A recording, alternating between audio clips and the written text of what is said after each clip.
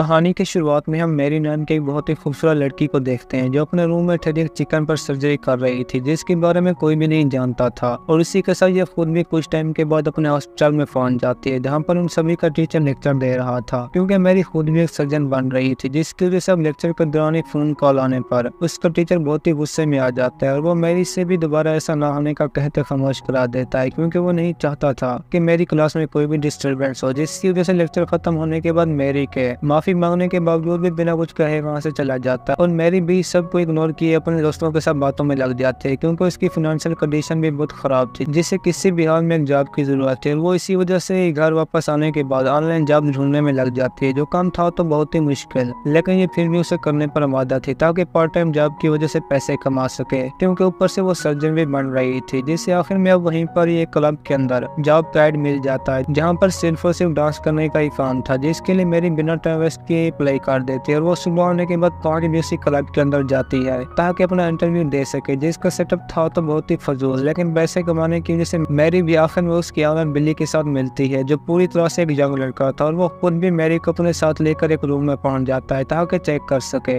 लेकिन मैरी का फॉर्म देखने पर उसके अपने भी होश उड़ जाता है, क्योंकि वो नहीं जानता था कि मैरी एक डॉक्टर है। जिसकी वजह से इसकी खुशी का कोई भी ठिकाना नहीं था, क्योंकि यहाँ पर आए रोज कोई ना कोई पंगा पड़ जाता, जिसकी वजह से बहुत से लोग जख्मी भी हो जाते। और वो इसी वजह से अपने दोस्त के साथ बाहर जाने के बाद वापस आते ही मैरी को अपने साथ लेकर एक और सीक्रेट रूम में पहुंच जाता है, जहां पर वो अपने सामने एक जख्मी आदमी को देखते ही बहुत ज्यादा डर जाती है, क्योंकि लड़ाई में वो बहुत ही जख्मी हो गया था। जिसकी वजह से मैरी $5000 मिलने पर बिना घबराए उसकी अच्छी तरह से बैंडेज कर देती है और वो इसी के साथ खुद भी डर के मारे अपने घर में पहुंच जाती है ताकि उस पर कोई भी हमला न कर सके, जिसने पूरी रात गुजार भी बेसबॉल बैट के साथ दी थी। जिसे उसी वक्त अब सुबह होने के बाद जागता है एक और लड़की का फोन आता है, जिसने मैरी से अपने एक दोस्त की सर्जरी करानी थी। और ये सब कुछ सुनने के बाद मैरी खुद भी रॉन्ग नंबर बताकर फोन ऑफ कर देती है, जो जरा भी नहीं चाहती थी कि मैं इस सब की वजह से मुश्किल में पड़ूं। लेकिन जल्दी खाना बनाने के दौरान मैरी को अपने डोर नॉक होने की आवाज सुनाई देती है, जिसको सुनकर वो डर तो बहुत ही जाती है, लेकिन आखिर में उसे खोलना भी था, जिसके लिए वो हिम्मत करते आखिरकार खोलते ही कपड़े चेंज कर देती है, क्योंकि ये वही अनाया नाम की लड़की थी जिसके साथ थोड़ी देर पहले मैरी ने बात की थी। और वो इसी के साथ ही मैरी को अपने एक दोस्त के बारे में बताने लगती है, जिसका अपना चेहरा भी कुछ अच्छा नहीं लग रहा था, जैसे उसने पहले भी कई बार प्लास्टिक सर्जरी करा चुकी हो, लेकिन लग पूरी तरह से कल्ट रही थी। जिसने अब मैरी को अपनी दोस्त की सर्जरी के लिए बहुत सारे पैसों के भी ऑफर की, जो सुनकर इसका भी मूड बन जाता है, क्योंकि इसे भी पैसों की बहुत जरूरत है। जिसकी वजह से लड़की के घर का पता पूछते कुछ दिनों बाद वहाँ पर आने का कहती है, जो बात अनाया को बहुत ही पसंद आती है। और ये भी सब के बाद अपनी सर्जरी का सारा सामान लेते हैं। कुछ दिनों के बाद अनाया के घर में पहुंच जाते हैं, जो उसी टाइम पर एक और लड़की के साथ मौजूद थे, लेकिन जल्द ही हमें भी मैरी की पेशेंट देखने को मिलती है, जिसने पहले भी अपने चेहरे को सर्जरी कराकर तबाह कर दिया था।